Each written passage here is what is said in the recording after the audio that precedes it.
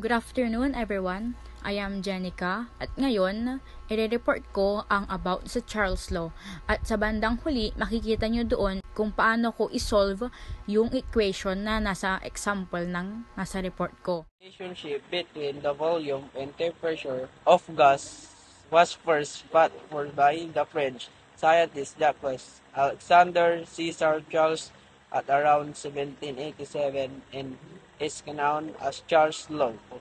Law states that the temperature is proportional to the volume for a fixed amount of gas at fixed pressure. The equation for Charles' Law is V and T equals Kelvin. So, ito yung sinasabi ko dun sa computation. So, ang V1 is yung original volume. Yung V2 is yung resulting volume. Yung T1 naman is original temperature. Yung T2 is yung resulting temperature. In other words, if you increase the temperature of a gas, the pressure will increase as well. So, ang ibig sabihin yan, sa madaling salita, kung tataas ang temperatura ng isang gas, tataas din ang presyon. An application is in a hot air balloon, the air inside the balloon heated, the air expand. Thus because lighter and so it rises.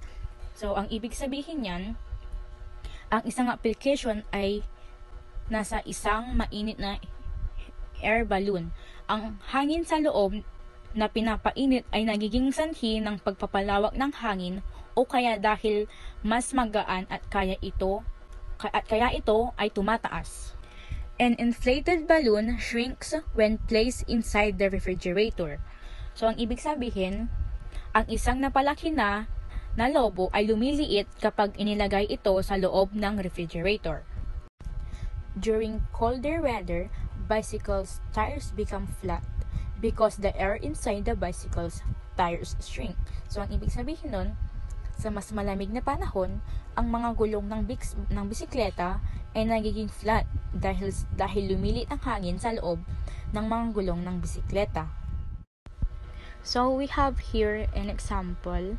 Using the example of the sealed cylinder above, the volume of a gas at the start is recorded as 30 cm with a temperature of 30 Celsius. So, what is the volume of the gas? So, tinatanong kung ano yung magiging volume ng gas. So, meron dyang given na problem solving. So, sa bandang huli, makikita nyo siya dyan kasi ipapakita ko siya kung paano siya isosolve at kung paano siya nakuha. So, hi guys! So, ngayon, ipapakita ko kung paano siya na-compute yung equation na nandoon. So, T1 is yung 30 Celsius plus 273. Kung magtataka kayo kung paano nakuha yung 273 is parang i-convert mo siya into Kelvin. So, parang given na siguro yung 273 dyan. So, dito din, parang given na din yung 273 kasi i-convert natin siya into Kelvin.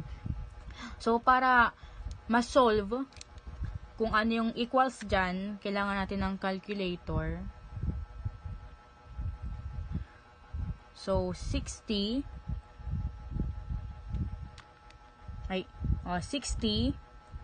plus 273 equals 333. So, natin siya dito. Lagyan nyo ng K. Huwag nyo kakalimutan yung K. Tapos, 30 plus 273 equals 303. Yan. So, ngayon, isusulat naman natin yung V1 at V2. V1 is yung 30 cm. Yung V2 naman is yung hahanapin natin na result dun sa equation. So, ngayon, V1 equals 30, tapos T1 equals, tapos guguhit yan, parang yan, ito, kukunin mo siya dito. Dito siya nakuha. Tapos, yung V2 naman is wala pa kasi yun pa yung solve natin. Tapos, ang ilalagay mo naman dito sa baba is yung 333. Yan. Ngayon, pag nasulat mo na yan, i-cross multiply mo siya. To, 30 times 333. 30 times 333 is 9,990. Susunod natin siya dito. Yan. Susunod naman natin is yung V2 times 303. Yan. Diba, nasulat na yan. Tapos, isusulat naman natin dito. Isusulat mo is yung 303. Tapos, yung sa baba is ganun ulit. 303 ulit. Tapos, yung dito naman, ang isusulat mo dyan, 303 ulit din. Yan. Tapos, pagkatapos nyan, ika-cancel natin yung dalawa. Cancel yan. Itong natira is ipag-divide natin yan para makuha na yung sagot dito sa V2. So, ang gagawin dyan is 9,990 divided by 303 equals yan 32.97. So, ito na yung V2 natin. 32.97. So, ito ang susulat natin dito. 32.97 cm. So, ganyan siya i-compute.